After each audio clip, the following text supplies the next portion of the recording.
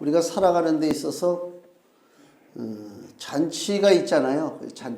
잔치가 없으면 너무 재미가 없을 것 같아요. 뭐 생일 잔치도 있어야 되고 혼인 잔치도 있어야 되고 뭐 환갑 잔치라든, 요새는 환갑 잔치는 안 하지만 하여튼 이렇게 날마다 우리의 일상을 이렇게 가만히 보면 반복되잖아요. 똑같은 일들이 참 재미가 없어요, 어떻게 보면. 근데 그런 일상의 삶 속에 잔치가 있으면 좀 활력소가 있고 좋은 추억도 있고 뭐 그런 게 잔치잖아요. 근데 문제는 뭐냐면 잔치 그때 탈난다고 잔치하다 보면은 문제가 생기고 모자람이 생기고 뭐 속상한 일도 생기고 뜻하지 않은 일들이 많이 벌어지는 것을 우리가 경험할 수가 있습니다. 그 본문에도 오늘 요한복음 2장에 그 갈릴리 가나에서 있었던 혼인잔치에 대한 이야기죠. 이 본문이 도대체 우리에게 뭘 보여주시느냐? 결론은 간단해요. 우리 잔치에 있어서 우리에게 진정으로 기쁨을 주시는 분이 누구냐? 예수 그리스도라고 하는 사실이다. 그 얘기입니다. 그러니까 아무리 그 모든 것을 다 준비하고 완벽하게 마련했다 할지라도 오늘 말씀에 보니까 결국은 포도주가 모자랐죠.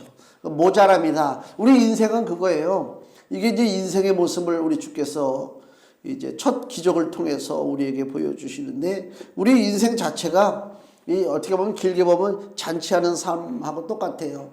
이 땅에 태어나서 나는 고통 가운데 살다가 가야지 뭐.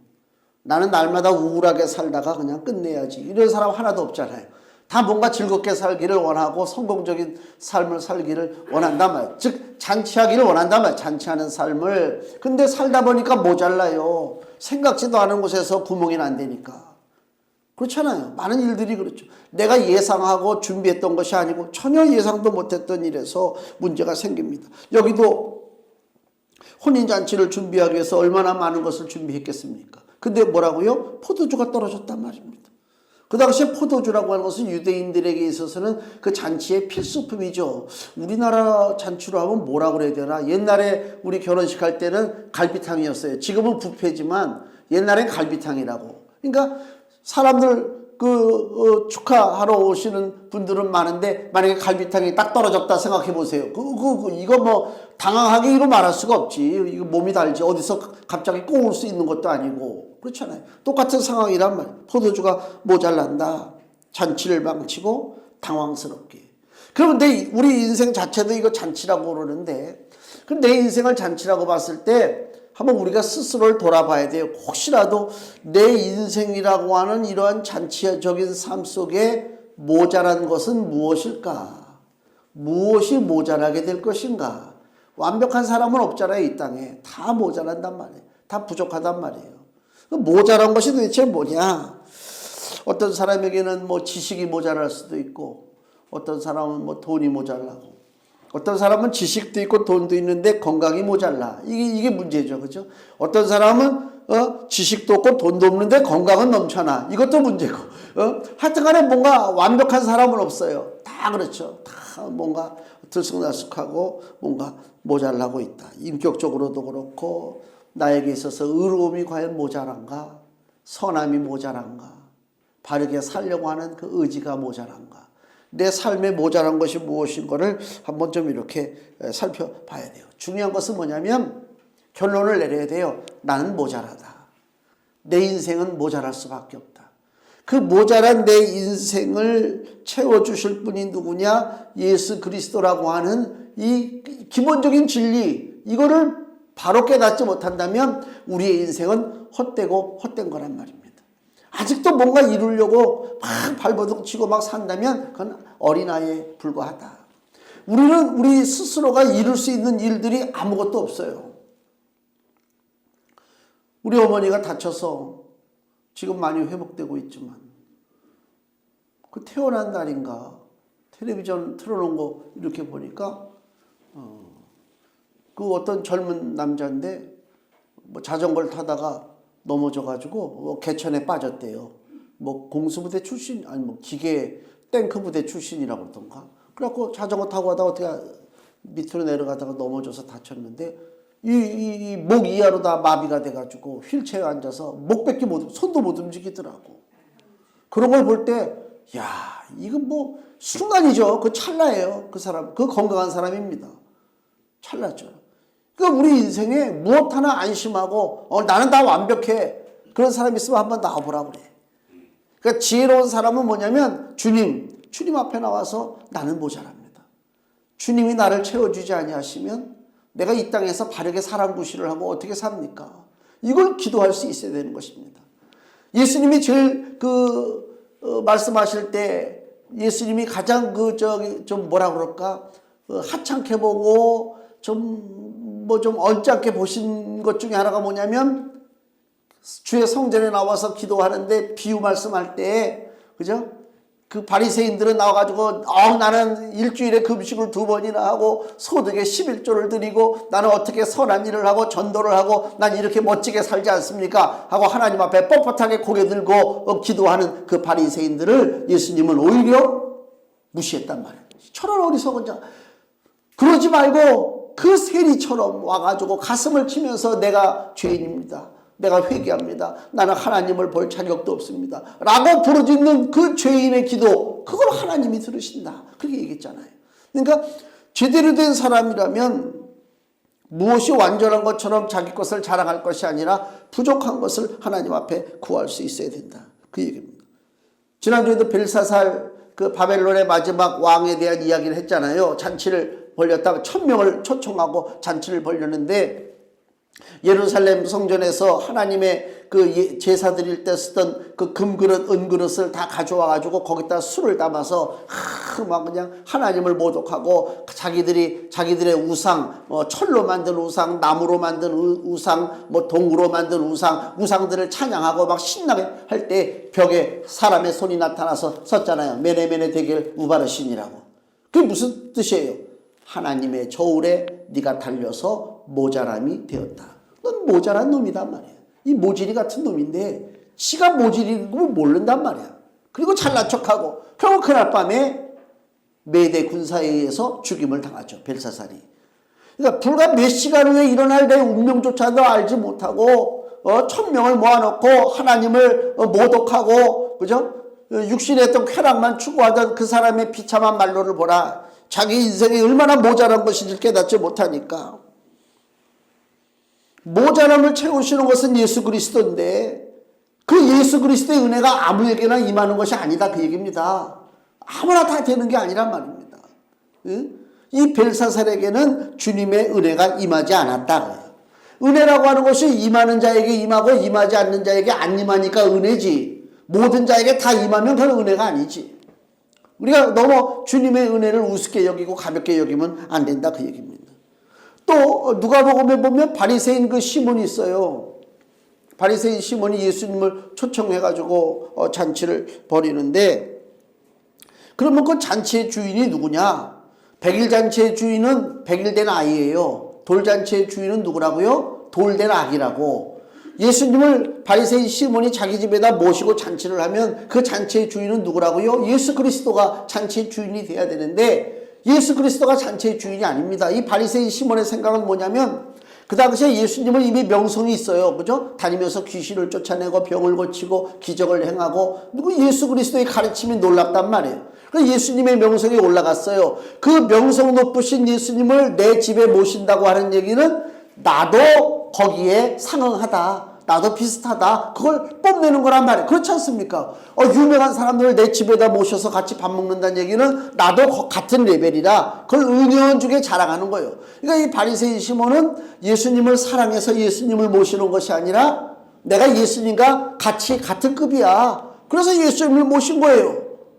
그러니까 예수님에 대한 접대가 어떻게 해요? 소홀할 수밖에 없죠. 그 목적은 예수님을 대접하는 게 목적이 아니라 예수를 이용해서 자기 이름을 높이려고 하는 것이 목적이다. 오늘날 우리가 수많은 교회가 있고 수많은 하나님의 자녀들이 있지만은 예수님을 믿을 때 목적이 뭐냐? 예수님을 높이는 게 목적이냐? 아니면 예수를 이용해서 내가 높아지려고 하는 것이 목적이냐? 그것을 봐야 된다는 것입니다. 사람은 속일 수 있어도 주님은 속일 수 없어요. 내가 예수를 통해서 내 이름을 세상에 내보내고 내 영광을 나타나기 위해서 애쓴다? 다 무너지게 되어 있습니다. 다 무너지게 되어 있습니다.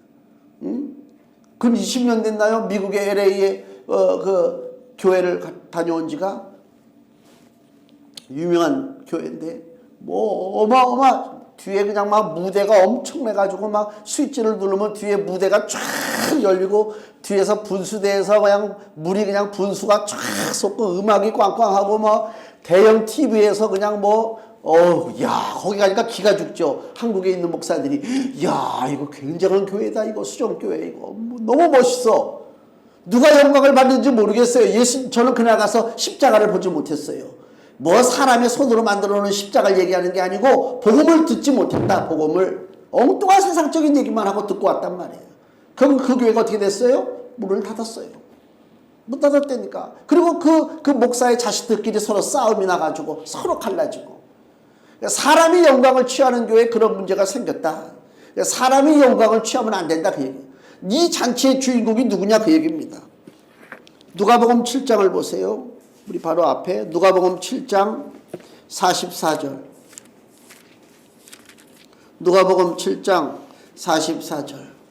예수님이 그 시몬에게 하시는 얘기입니다. 여자를 돌아보시며 시몬에게 이르시되 이 여자를 보느냐? 내가 네 집에 들어오매 너는 내게 발 씻을 물도 주지 아니하였으되 이 여자는 눈물로 내 발을 적시고 그 머리털로 씻었으며 너는 내게 입맞추지 아니하였으되 저는 내가 들어올 때로부터 내 발에 입맞추기를 그치지 아니하였으며 너는 내 머리에 감람류도 붓지 아니하였으되 저는 향유를 내 발에 부었느니라. 지금 바리새인 시몬은 그 잔치의 주인이 자기이기 때문에 예수님을 접대하지 않았다 그 얘기요. 이건 그잖아요. 근데 오히려 그 집에 죄인된 그 동네 죄인된 여자가 들어와서 옥합을 깨뜨리고 향유를 예수님한테 부었단 말입니다. 그 얘기는 뭐예요? 이 잔치의 주인이 누구라고요? 예수 그리스도라고 하는 사실을 이 여자를 통해서 하나님께서 역사하신다 그 얘기. 지금 그래서 바리새인 시몬에게 예수님이 지금 하시는 말씀이에요. 그러니까 비록 잔치는 그 시몬의 집에서 열렸지만은 그 잔치에서 구원받은 자는 누구냐? 48절. 이에 여자에게 이르시되 내 죄사함을 얻었느니라 하시니 엉뚱한 죄인된 여자가 그 집에 들어와서 죄사함 받고 구원받았다. 실상 자기 집에 초청한 바리새인 시몬, 이 시몬은 버림받은 인생이 되었다. 그러니까 내 인생에 나의 모자람과 초함을 예수 그리스도께서 채운다고 믿을 때에 물론 내 인생의 잔치가 예수님이 주인이 되시고 그 예수님이 주인된 잔치에 나는 구경꾼으로 살란 얘기가 아니라 예수님이 내 삶에 들어와서 내 인생의 잔치의 주인 되신다면 나 역시 거기에 주인 노릇을 한다 그 얘기입니다. 그렇지 않습니까? 그러니까 스스로 내가 주인 되기를 애쓰지 말고 예수님을 나의 주님으로다가 온전히 모시고 내가 어딜 가든지 이 카페에 가서 앉아있든지 아니면 사무실 가서 일을 하든지 학교에서 공부를 하든지 간에 내가 있는 그 공간의 주인이 누구라고요? 예수 그리스도란 말이에요. 내가 병원에 가 있든지 식당에 가 있든지 그 공간의 주인이 누구라고요? 주 예수 그리스도란 말입니다. 그거를 내가 안다면 내 인생 속에 모자란 부분들을 주님이 채워주실 줄로 믿습니다. 이 혼인잔치에 포도주가 모자라는 정말 놀라운 긴급한 일이 벌어졌을 때에 그 문제 해결을 어떻게 했느냐. 여기 순서를 보면요. 본문의 3절 보세요. 포도주가 모자란지라 예수의 어머니가 예수에게 이르되 저희에게 포도주가 없다. 이게 무슨 얘기예요? 우리 삶에 모자란 문제가 발생됐을 때 누구한테 구하라고요? 주님 앞에 먼저 알려요. 여기 보면은 혼인잔치에 신랑도 있을 것이고 여기 보면 신랑만 있는 것이 아니라 여기 8절 9절 보니까 연회장이라고 하는 사람이 나오죠. 그 잔치를 주장하는 사람이죠. 뭔가 책임을 지고. 우리 예전에 그 결혼식 때 보면 앉아서 이렇게 접수를 받잖아요. 이렇게 축하금 가져오면 그거 다 이렇게 미리 정해놓죠. 집안 식구들끼리 네가 하고 네가 하고. 이 잔치도 마찬가지요. 그냥 하는 게 아니고 연회장이 있다고, 잔치를 주장하는 사람이 있다고. 그러면 포도주가 떨어졌어요. 그럼 누구한테 가서 얘기를 해야 돼요? 그 연회 잔치를 주장하는 사람한테 가서 해야지. 쉽게 그럼 매니저한테 얘기를 해야지. 근데 여기 3절 보니까 예수님의 어머니가 그 잔치의 매니저에게 가서 포도주가 떨어졌다고 얘기하는 것이 아니라 누구한테 간다고요? 예수님에게 갔다. 예수님에게. 왜? 예수님의 해결자인 것을 알았다는 거예요. 그게 중요한 거 아닙니까? 주님 앞에 기도하는 게 제일 중요해요. 어머니가 병원에 입원해가지고 간병인도 써야 되잖아요. 지금 입장이. 간병비가 하루에 10만 원이지. 뭐가 얼마지? 뭐 중간 계산하는 거 보니까 야 이게 보통 일이 아니더라고 이게. 그럼 그 엄청난 일이 생길 때 제가 어떻게 해야 되겠어요? 아이고 여기저기 쫓아다니면서 나 좀 도와주세요. 어떻게 좀. 아이고 하나님 앞에 기도하면 되지. 문제가 생겼을 때 누구한테 아뢰라고요? 주님한테 아뢰는 거예요. 주님한테 아뢰었어요. 아뢰니까 어떤 일이 벌어진 줄 아세요?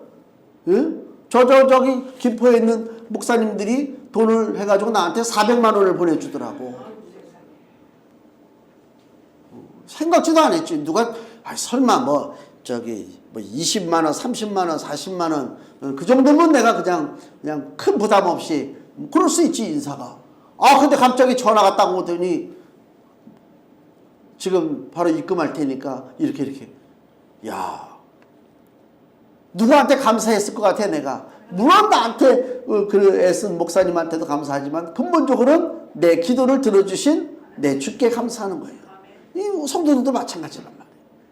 급하니까 당장 이리 뛰어가고 저리 뛰어가고 싶지만 조금만 참고 이리 뛰어가지 말고 저리도 뛰어가지 말고 불은 점점 타서 나 있는 곳으로 불이 점점 번지는 것 같으니까 이거 조급하게 이루 말할 수가 없죠. 그렇다고 불만 바라보지 말고 불을 끌 수 있는 비를 내리시는 우리 하나님을 바라보고 기도해라 그 얘기예요. 문제 이 해결을 누가 하시느냐? 그 출발점이 예수 그리스도라 그 얘기입니다. 요나서를 보면요, 요나가 말 안 듣고 도망 다니다가 물고기 뱃속에 집어 들어갔잖아요. 바닷속에 던져져 가지고. 근데 요나가요, 요나서 2장 1절과 2절에 보면 이렇게 얘기합니다. 요나가 물고기 뱃속에서 그 하나님 여호와께 기도하여 가로되. 어디서 기도한다고요? 물고기 뱃속에서. 이게 쉬운 얘기가 아닙니다. 성경 말씀을 쉽게 보면 안 돼요. 물고기 뱃속에서 기도했구나. 그렇게 생각하면 안 된다니까. 생명이 끝나가는 순간이요. 완전히 흑암 속에서 소망도 없고 내가 아무리 그 속에서 부르짖는들 누가 내 소리를 들을 수 있습니까? 내가 여기에 갇혀 있다고 하는 것을 어떻게 합니까? 나는 거기서 녹아져서 죽을 수밖에 없는 존재란 말이에요. 그때 가로되 내가 받는 고난을 인하여 여호와께 불러 아뢰었사더니 주께서 내게 대답하셨고 내가 수월의 뱃속에서 즉 그 지옥과 같은 음부의 뱃속에서 부르짖었사더니 주께서 나의 음성을 들으셨나이다. 아멘. 내가 부르짖을 때 내 가족은 듣지 못할 때도 있어요. 그렇잖아요. 우리 어머니가 방에서 목이 타가지고 아무리 불러도 우리 아버지가 그 소리를 못 듣고 딴 일을, 그래서 아주 한나절을 물 한 잔 못 마셨대. 듣지를 못하네.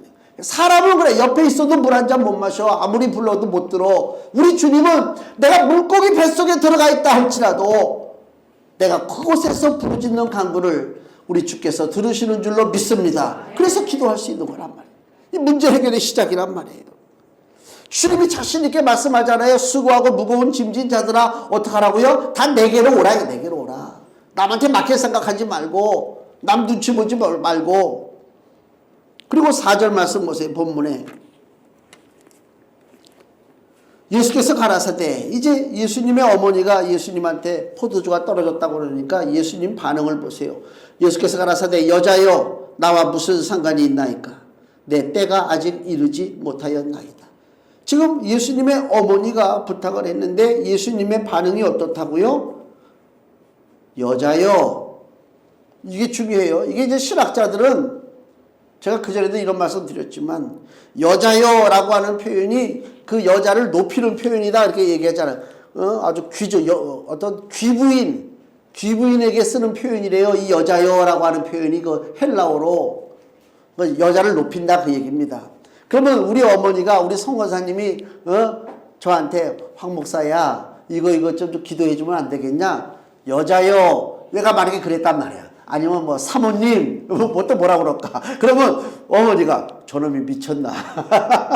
그럴 거 아닙니까? 그렇잖아요. 아니 왜 어머니를 어머니라고 못 불러? 응? 아버지를 아버지라고 부르지 못하고 형을 형이라고 부르지 못하고 왜 어머니가 아들한테 부탁했으면 어머니 그건 내가 할 일이 아니에요 이렇게 하면 될 거 아닙니까? 근데 예수님이 뭐라고요? 여자여 그랬어요. 이게 뭐예요? 우리가 어려울 때 부르짖고 하소연하고 내 간구를 들으시는 분은 인간이 아니요 그분은 하나님이란 말이야. 하나님. 이 예수님은 지금 마리아의 아들이 아니라니까. 마리아의 아들이 아닙니다. 예수님은 하나님이시다 그 얘기요. 그러니까 단순히 뭐 여자를 높이고 안 높이고 그런 의미가 아니고 마리아와 예수님은 혈통적으로 아무런 관계가 없다. 아니 마리아 뱃속에서 태어났으니까 예수님과 마리아가 무슨 혈육적 천만의 말씀. 잠시 하나님께서 마리아를 이용하신 거예요. 빌린 거란 말 그 몸을. 그 정도지 그 이상도 아니고 이하도 아니요. 마리아가 높임받아야 할 이유가 하나도 없지. 그러니까 여자요 그랬다면 예수님이 단호하게 얘기하는 거예요. 네가 간구하느냐? 나는 네 간구를 받을 하나님이다라고 하는 사실을 주께서 말씀하고 있는 거라 그래요. 그러면서 4절에 뭐라고 그래요? 내 때가 아직 이르지 못했다. 예수님의 때가 무엇입니까? 예수님이 이 땅에 왜 오셨습니까? 많은 사람들의 그 죄와 허물로 인하여 저주받고 심판받고 지옥에 고통받고 그 살아갈 영원토록 고통받아야 할 그 인생들을 살리기 위해서 예수님이 십자가 죽음을 위해서 이 땅에 오셨어요. 이 놀라운 사건이요. 이런 놀라운 사건인데 오늘 잔치에 와가지고 포도주 떨어졌다고 나한테 지금 부탁을 하느냐? 그 뜻으로 받아들여도 돼요. 내가 중차대한 일이 있다니까. 근데 쫓아와가지고 여기 쌀이 떨어졌는데요. 그렇게 얘기하는 거하고 똑같아요. 근데도 뭐라고요? 그럼에도 불구하고 예수님은 들으시는 거예요. 이 땅에 우리 하나님께서 아들 예수를 보내신 유일한 목적이 뭐냐? 우리를 건져주시기 위한 거예요. 죄악 가운데서, 저주 가운데서, 멸망 가운데서 우리를 건져주셔서 하나님의 자녀가 되도록 우리를 구원시키는 것이 예수가 이 땅에 오신 목적입니다. 그럼에도 불구하고 우리가 살면서 겪는 그 소소한 많은 일들 다 주님 앞에 구하라고. 미리 아이고 주님이 저러는데 내가 어떻게 이걸 구할까? 그게 아니에요.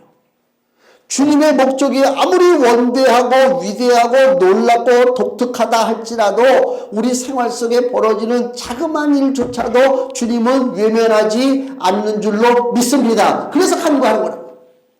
그랬더니 5절 말씀에 그 간구하는 자의 태도가 그 어머니가 하인들에게 이르되 너희에게 무슨 말씀을 하시든지 그대로 하라. 즉 하나님 앞에서 우리가 가져야 할 바른 태도가 뭐냐? 주님의 처분을 바라보는 거다. 나는 구하기만 하면 되는 거지. 그죠? 나무 뿌리 뽑을 필요가 없어요. 내가 구하고 하나님의 처분을 내가 바라보면 된다. 자, 그래서 예수님이 뭐라고 그래요? 6절 유대인의 결례를 따라 두세 통 드는 돌 항아리 6이 놓였다. 이 유대인의 그 풍속은요, 식사 전에 손 닦는 것이 풍속이에요. 그러니까 이 잔치집에 그 입구에 항아리에다 물을 담아놨다고요. 6 항아리 물을 담아놔서 들어오는 사람들이 손과 발을 닦을 수 있게끔. 이게 먹는 물이 아닙니다. 그냥 닦으라고 놔여 있는 물이에요. 그러니까 유대인들은 옛날에 그 유럽에 그 흑사병이 돌고 많은 질병이 돌을 때 가장 그 질병으로부터 그 피해를 덜 받은 민족이 유대 민족이라고 그래요. 왜? 그냥 그 사람들은 씻는 게 습관이 됐거든. 손 씻. 우리도 지금 이 바이러스 때문에 손 잘 씻죠. 마스크 하죠. 독감이 있어요, 없어요? 독감이 하나도 없지. 열심히 씻으니까. 그러니까 유대인이 이게 좀 지혜로운 거죠. 지혜롭기는 지혜롭지만, 그죠? 지혜롭긴 지혜롭지만 그거 가지고 구원받는 것은 아니죠. 예수님이 이 돌 항아리 손발을 씻는 이 물을 그 항아리에 물을 채워서 다시 갖다 주니까 연회장이 그걸 마셔보고 이거 놀라운 포도주인데 좋은 포도주인데 그런 거 아닙니까? 이게 변화된 거예요. 즉 손 씻는 물이 포도주로 변화됐다. 야, 이게 우리에게 도대체 주시는 의미가 뭐냐? 간단하게 말씀드리면 손 씻는 물은 극히 평범한 것입니다. 아무것도 아니잖아요. 손 씻는 물 흘렸다고 해서 아이고 이거 아까워라 그러지 않습니다. 아무것도 아닙니다. 그 손 씻는 물과 같은 존재가 바로 우리들입니다. 아무것도 아닌 존재예요. 그렇잖아요. 우리가 뭐 대단합니까? 아무것도 아니죠. 그러나 손 씻는 물과 같은 평범하고 아무것도 아닌 존재에 예수 그리스도의 은혜의 손길이 임하실 때에 그것이 좋은 포도주로 변화가 이루어진다. 우리같이 평범한 인생, 아무것도 아닌 인생이지만은 우리 삶 속에 그리스도의 은혜의 손길이 함께 하실 때에 나는 더 이상 평범한 존재가 아닙니다. 나는 그냥 아무렇게나 살다가 A까지가 되는 대로 살다가 확 죽어버리면 되지. 그런 어리석은 인생이 아니다 이거야. 나는 비록 사람들이 볼 때 똑같이 눈, 코, 입을 가지고 살고 있다 할지라도 내 삶 속에 그리스도의 은혜의 손길이 함께하기 때문에 나는 이제 누구의 자녀가 되었다? 하나님의 자녀가 된 줄로 믿습니다. 누가 나를 건지냐 말이야. 누가 나를 자녀의 권세를 가지고 우리가 이 땅에서 이기고 나가야 되겠다 그 얘기입니다. 우리는 평범합니다. 아무것도 아닌 존재입니다. 오병이어의 기적을 보세요. 어린아이가 그 허허벌판에 먹을 것이 없는데 안드레가 어린아이 끌고 왔는데 보니까 뭐예요? 보리떡 5개, 그 다음에 물고기 2마리. 그것도 영어 성경에는 small fish야. 작은 물고기. 그 어린아이가 점심 먹을 그 도시락, 그 조그만 거 하나라면 아무것도 아니요. 극히 평범해. 뛰어난 것도 없어요. 대단한 것도 없어요. 근데 어떻게 됐다고요? 예수님의 손에 붙잡혀서 예수께서 하늘으로 기도하실 때에 그 오병이어 그 보리떡 5개 물고기 2마리가 5,000명을 먹이고도 12강줄이가 남게 되었다. 하나님의 놀라운 역사 아닙니까? 우리가 그것을 뻔히 보고 있음에도 불구하고 왜 우리가 삶 속에서 왜 좌절을 쉽게 하고 낙심하고 우울하고 불안하고 염려하고 왜 그렇게 사는가? 주님의 은혜의 손길을 바라보지 못하기 때문에 그래요. 눈을 떠서 봐야 되는 것입니다. 내가 지금 들어와 있는 이 공간이 멋지고 화려하다고 해서 그것에 주의 은혜가 있는 것이 아닙니다. 요나와 같이 물고기 뱃속 같은 그 극심한 그 사망의 음침한 골짜기에 있다 할지라도 부르짖을 때에 그곳에 하나님의 은혜의 손길이 임하는 줄로 믿습니다. 세상에 속한 것은 점점 나빠지게 돼 있어요. 쇠퇴한다는 말. 말씀드렸지만은 우리 키도 줄어들잖아요. 예? 머리도 빠지잖아요. 주름도 생기잖아요.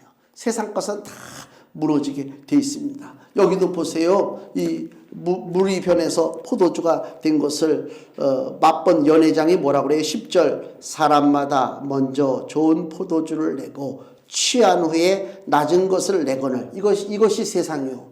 거짓이 임하고 세상은 뭐라고요? 처음엔 좋은 것 같지만 점점 나빠지는 게 세상이요. 이거 10절 말씀이 그것입니다. 근데 신랑에게 뭐라고 칭찬해요? 그대는 지금까지 좋은 포도주를 두었도다 하니라.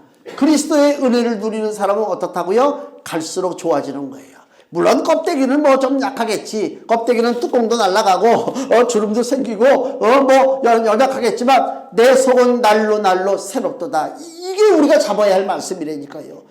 그렇잖아요. 그 갈렙이가 뭐라고 그래요? 내 나이 85세로 돼. 예전과 동일하다. 지금도 강건하다. 그거 아닙니까? 저도 마찬가지입니다. 옛날 같으면 저도 할아버지지. 그렇잖아요. 할아버지라니까. 근데 나가서 내가 할아버지 역할 안 하잖아. 아직도 난 청년이란 말이에요. 기계가 내가 보통 기계가 센 사람이 아니라니까. 예? 그런 기계를 가지고 살아야지. 그게 우리가 믿음의 사람들이 예수 그리스도를 내 인생 잔치에 모실 때에 내 인생이 변화되는 놀라운 것을 우리가 기대하고 살아야 된다는 것입니다. 금주 말씀 보세요. 고린도후서 4장 16절 같이 읽겠습니다. 그러므로 우리가 낙심하지 아니하노니 겉사람은 후패하나 우리의 속은 날로 새롭도다. 아멘. 우리의 속이 중요합니다. 영원히 사는 것은 우리 속사람입니다. 겉사람이 영원히 사는 것이 아닙니다. 겉사람은 무너지게 돼 있습니다. 속사람은 강건합니다. 우리 인생에 날마다가 잔치라고 생각할 때에 내가 스스로 이리 뛰고 저리 뛰고 뭘 준비해서 하는 것이 아니라 우리 예수 그리스도께서 내 인생의 주관자가 되시는 것을 믿는다면 우리 삶에 근심 염려 없이 주 앞에 그냥 맡기고 하나님의 처분을 바라보고 우리는 그냥 아버지 앞에 간구하면 하나님께서 우리는 상상할 수 없는 더 놀랍고 좋은 것으로 채워주시는 역사가 나타나게 될 줄로 믿습니다. 기도하겠습니다.